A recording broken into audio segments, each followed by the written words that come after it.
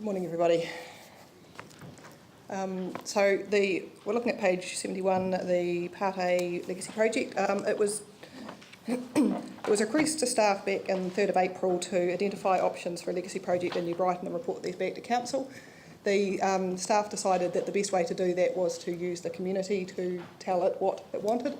We already had the community advisory group working on the New Brighton master plan, and it was just at its conclusion, so we used that group that had already formed plus the key residents associations along the eastern seaboard, and we met twice and had very good robust discussions, and it became very, very clear that the community had one proposal in mind.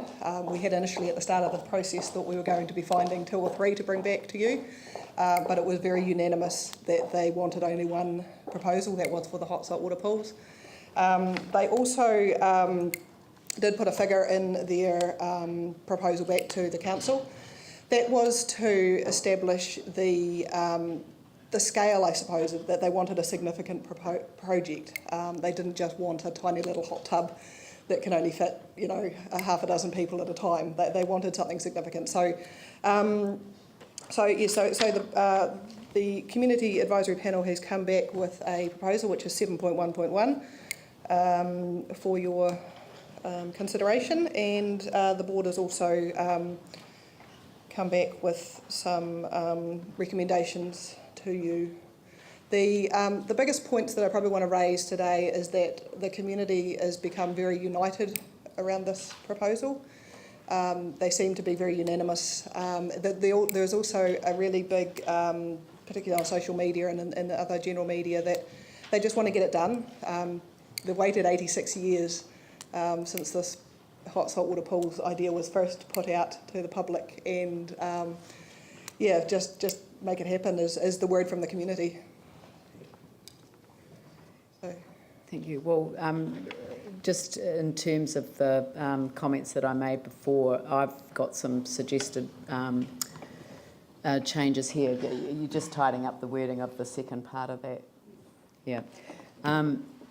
So I've certainly taken on board a lot of the commentary that's come through about the $90,000 to be set aside for a feasibility study. We've just had a presentation which showed that a feasibility study was proposed by one of the contractors to Ngāi Tahu, I think it was, for $50,000 to $60,000. So I think certainly from my sense of where things are at the moment is that it would be a really good idea to actually, because we want to get on with this exactly the same as the community, but we want to know what the expressions of interest are from the private sector in terms of either partnering with the council or taking over the development, with the council absolutely having the interest obviously in the land.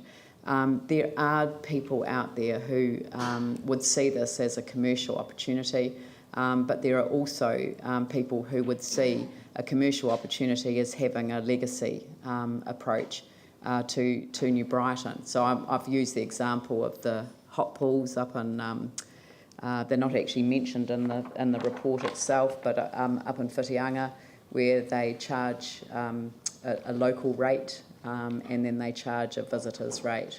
So there are ways of making sure that it becomes the community facility and at the same time produces a commercial turnover. I've been really interested to look at the numbers of visitors in some of the other hot pools around the country.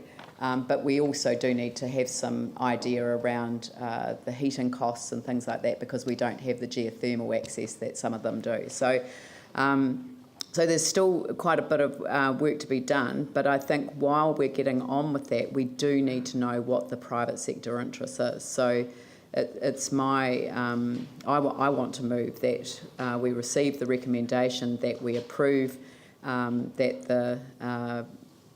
the hot saltwater pool complex be the preferred legacy project. So we accept that that is what the community wants. We adopt that preference, and that we go out for with a high level expression of interest, so that we don't set the absolute parameters, but we give people some scope to do that. I mean, I'm taking on board what the questioning around the Surf Lifesaving Club. I think that there's a view that, you know, we don't want to tie it down, but absolutely I want to know whether there is an option of making a single complex. I know that on the Gold Coast there is that connection between the Surf Lifesaving Club and the commercial activity around a complex that is next to the Surf Lifesaving Club part of it.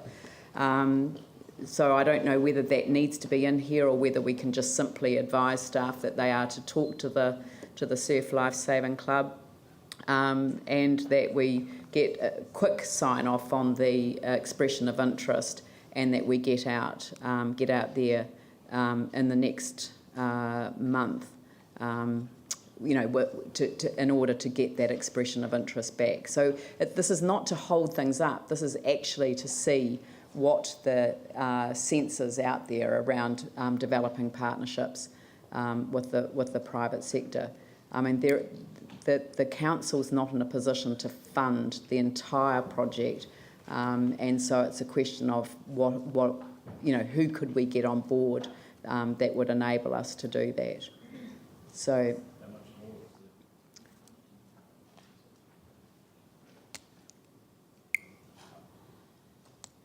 In a way that potential partner providers and actually put /users, because then that brings in the Surf Lifesaving Club. Is that all right?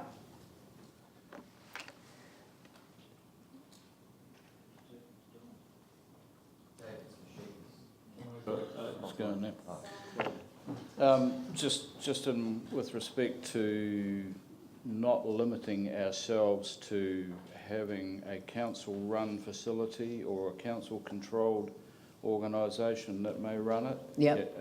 Are we covered in that sort of respect with 7.6, or do we need to be a bit more explicit? In what way? So. Well, I wouldn't like us to see that this project be steered down the path of being a purely private enterprise scenario. I would like to see that the scope includes the option for council to own and run the facility itself, or create a council-controlled organisation that, I've got a lot to say in a minute, but in terms of this, I'll either do that or I'll signal a desire to make some amendments to it, but we can do them here or later.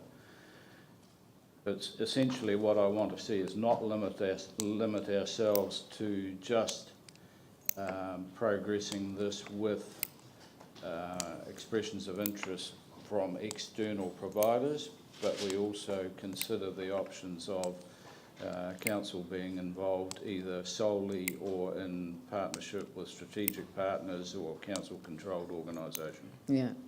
Mike? Madam Chair, I think the intention of 7.6, as I understand it, firstly was to say actually, rather, in addition to simply putting it out into GETS or into the newspaper, we could actually proactively go and seek people to try and encourage them to respond to us. So I think that's what 7.6 is intended to do. I think none of these resolutions stop council perhaps at the end of this process saying, well, actually, here's the degree of interest that's out there from the market, but we may choose to pursue it ourselves if that interest is not great. So I don't see any of this limiting the opportunity that Councillor East has raised there. Why don't we put that if we change 7.5, that the EOI be explicit that in seeking expressions of interest, the council is not committed to accepting all or any development partners or options,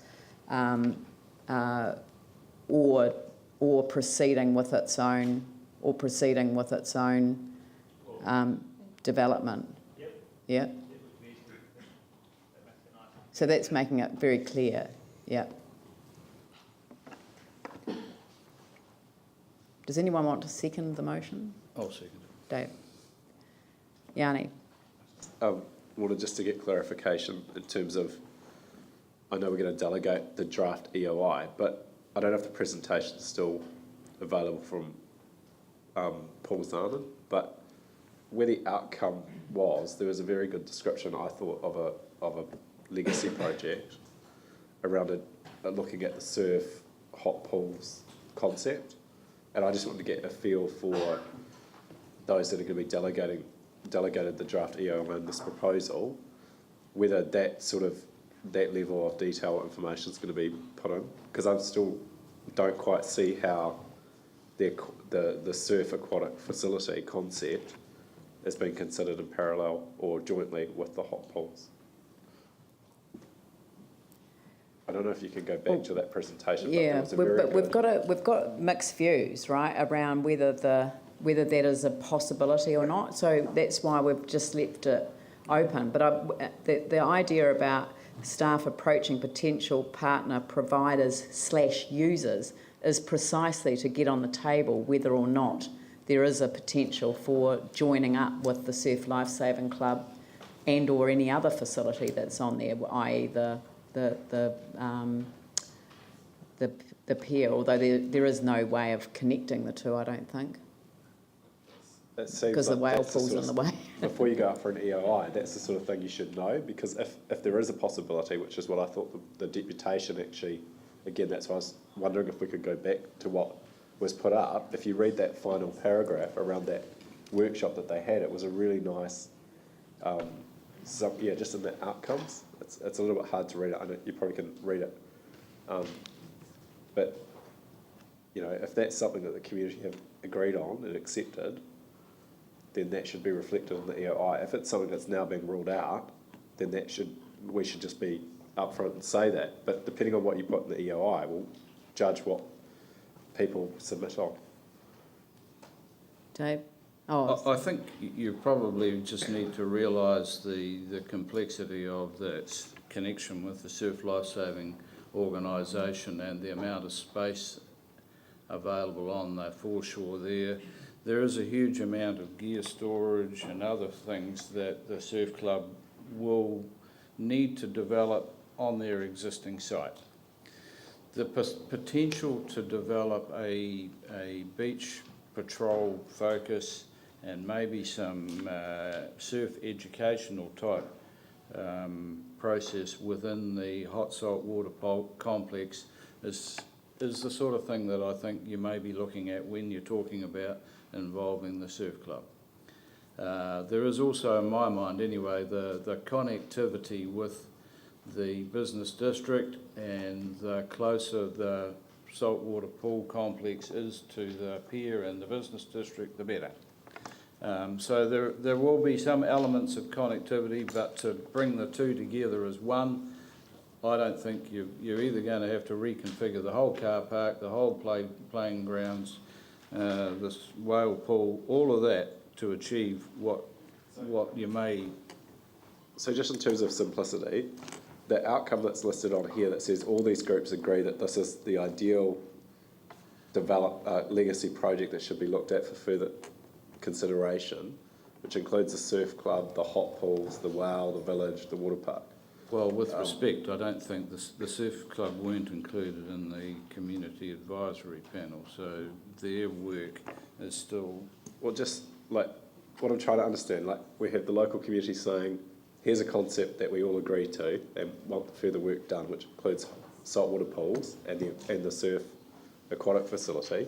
We've now got another community advisory group that's sitting over here that's saying we only want to do the hot water pools. So well, with respect, the surf club proposal really is a proposal. It hasn't brought okay, so we just disregard community. that. Pardon? We just disregard that. I think you just disregard that, and if the surf club can connect with the project somewhere down the line, that's what you're getting. It's getting too complex. We were looking at a hot salt water pool complex. That's the preferred. That was the recommendation that's come from the community advisory panel. If the surf club can connect into it, that is an added benefit. The community advisory panel was set up to come back with a recommendation. Their recommendation is to build a hot salt water pool complex. Okay. And who's on the community advisory panel? Sorry?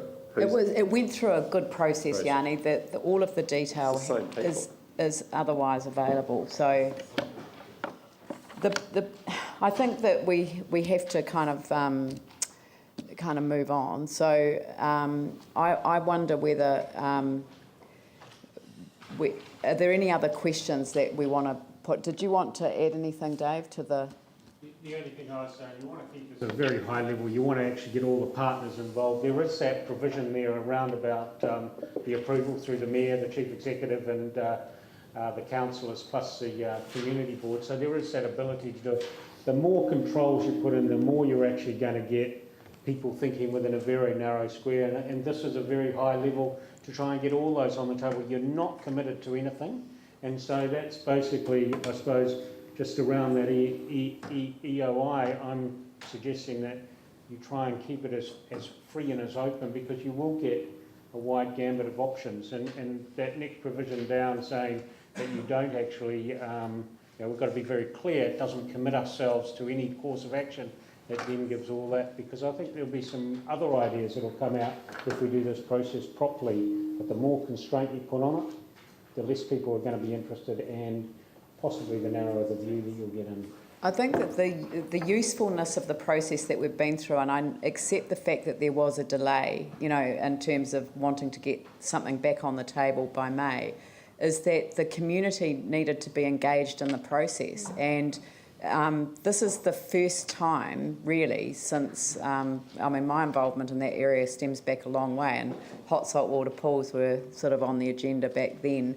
But there's never been a process for actually, considering the use of council land for actually going out there and getting this process underway. So this is the idea is that the only thing that we're focused on is the hot saltwater pools. I agree with Yanni that if there is potential for building it into the Surf Life Saving Club option, then we should certainly be alert to that and be able to build that into it. But there is, there is a difficulty around allocating resources to a project when you know that the way commercial response will be is that that's going to be the council contribution. So there's no point going down that track until we know what people are prepared to bring to the table.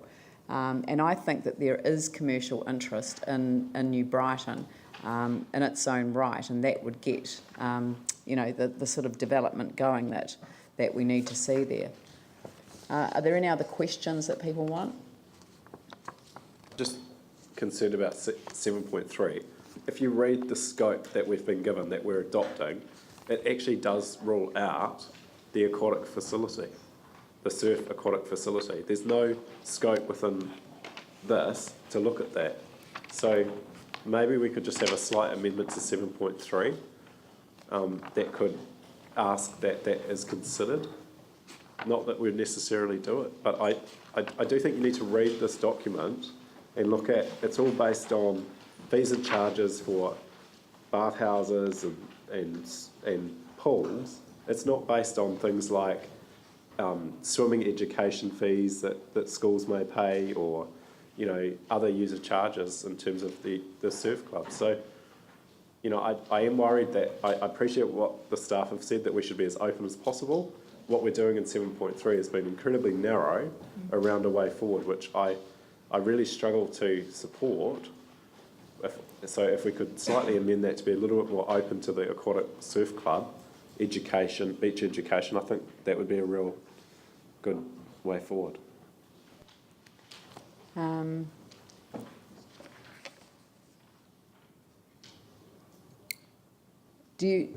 Mike? Again, going back to 1.3 was around creating some context for the EOI. It wasn't about trying to constrain the EOI. The EOI can be written in such a way to allow, as Dave has said, the widest possible invitation to people's ideas. But I think really what we have to do is we've had the community consultation. It's given us some direction. 1.3 seemed to provide a good summary to us of the sort of things that were being envisaged in a hot saltwater pool complex. So it's really there just to guide, it's more there to guide the drafting of the EOI rather than constrain the invitations coming in. So appreciate what Councillor Hanson's saying, but I think that's really about how we cast the EOI, and I think the opportunity for that to be reviewed as in section 7.4, I think, gives opportunity to ensure that we're not drawing that too narrowly, but equally that we're not creating such an open-ended outcome that no one knows what they're talking about. There's nothing about education or surf club or aquatic surf in that whole 1.3. Mayor, if I may say, I think the main thing the community wants to hear today is that the council supports this project. Yeah, we And do. We keep it at a high level, and I do appreciate Yanni's thoughts, but I think we start off at the high level. That comes further down the track. Well, based on the scope, but not limited, or based on but not limited by, not limited by the scope. So based on, but not limited by.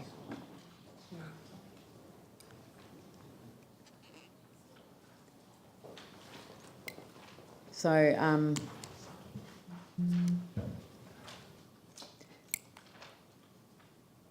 all right, so do we want to debate this? David?